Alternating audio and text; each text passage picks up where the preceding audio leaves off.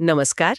आज हम कुछ गहरे सवालों में उतर रहे हैं। हाँ बिल्कुल। मृत्यु के बाद क्या होता है, यमराज की भूमिका क्या है, और क्या ईश्वर से डरना चाहिए? हाँ हमारे पास कुछ स्रोत हैं, जी हिंदू मान्यताओं पर, कुछ निजी अनुभवों पर भी आधारित। जी। तो चलिए इनको थोड़ा समझते हैं। हाँ कोशिश करते हैं। सबसे पहले आत्मा का सफर, हाँ, मतलब मृत्यु के बाद। एक आम धारणा है ना कि आत्मा शरीर छोड़ देती है। बिल्कुल, जैसे कपड़े बदलते हैं, जी ये तो गीता में भी कहा गया है। हाँ और स्रोतों में कुछ वैज्ञानिक प्रयोगों का भी हल्का सा जिक्र है, वो वजन वाली बात। हाँ, वो ऊर्जा निकलने और उसका वजन होने की बात। हालांकि देखिए वो वैज्ञानिक रूप से कितना सिद्ध है वो अलग विषय है। सही कहा। पर मान्यताओं में क्या है, वो ज्यादा दिलचस्प लगता है। मान्यताओं में तो काफी विस्तार है। कहते हैं कि मृत्यु के मतलब 24 घंटे के अंदर ही आत्मा को उसके जीवन का पूरा लेखा जोखा दिखाया जाता है, एक तरह से फास्ट फॉरवर्ड में। अच्छा, और फिर वो कुछ समय के लिए परिवार के पास लौटती है। यहीं वो मोह वाला एंगल आता है। मोह। आत्मा वापस शरीर में जाना चाहती है, पर वो तो संभव नहीं है ना। नहीं, बिल्कुल। इसीलिए तो कहते हैं कि मोह और मोक्ष ये बिल्कुल विपरीत हैं।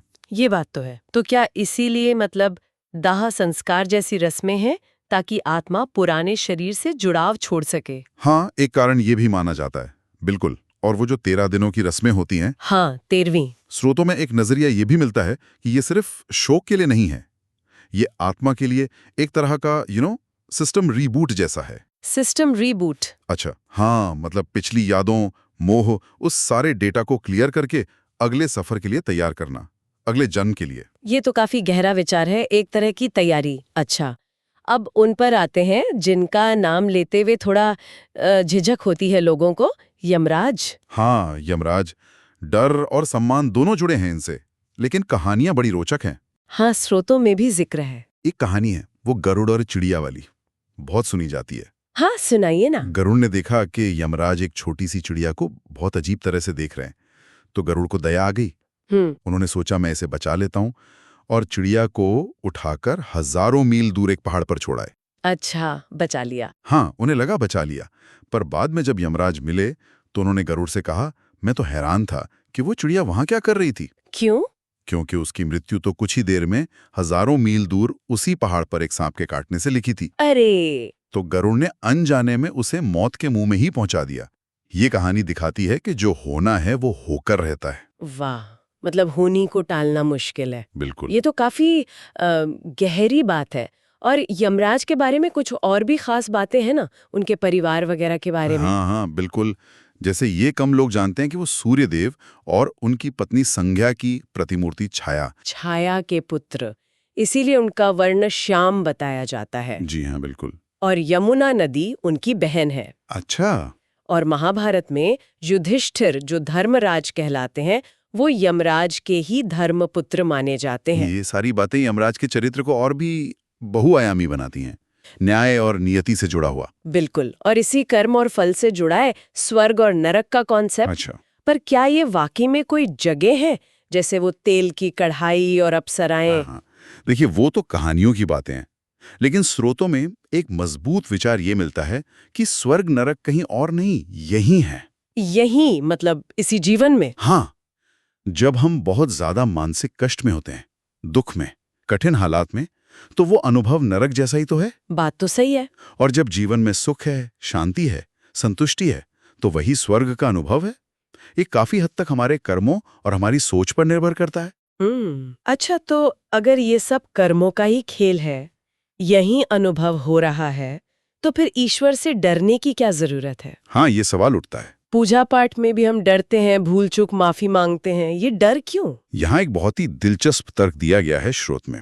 थोड़ा अटपटा लगेगा शायद। बताइए ना। जैसे वो एक ऐड था ना, दाग अच्छे हैं, हाँ हाँ। वैसे ही ये डर भी शायद अच्छा है। ईश्वर का डर? अच्छा, कैसे? देखिए, ईश्वर का भय या कह लीजिए कर्मों के फल का भय, वो हमें गलत काम करने से रोकता है, एक तरह का नैतिक अंकुश। अच्छा, एक मॉरल कंपस की तरह। हाँ बिल्कुल।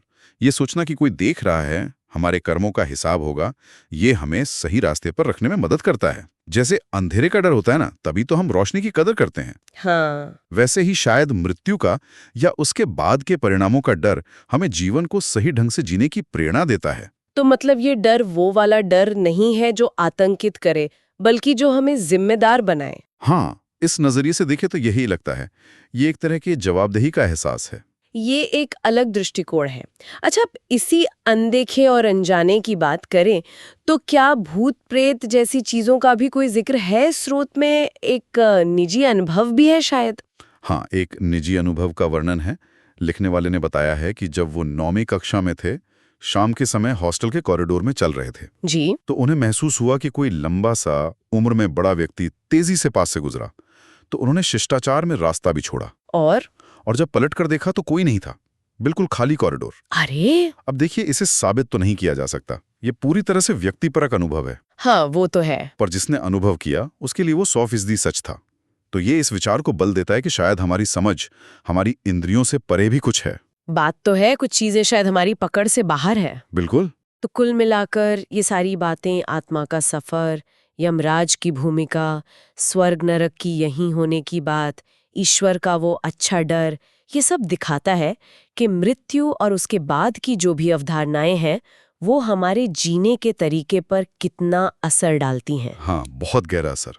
आस्था हो या डर हो, दोनों ही कहीं ना कहीं हमें एक दिशा देते हैं। बिल्कुल। और अंत में एक सवाल शायद श्रोताओं के लिए छोड़ सकते हैं सोचने को, हाँ, जरूर। कि मृत्यु के बाद जीवन की ये जो संभावना है, चाहे हम इसे माने या ना माने या सिर्फ एक विचार समझें, ये हमारे आज के फैसलों को, आज हम जैसे जी रहे हैं, उसे कैसे प्रभावित करती है। ये सोचने वाली बात है, हमारे आज के कर्मों पर इसका क्या असर पड़ता है। बिल्कुल, इस पर विचार करना काफी दिलचस्प हो सकता है।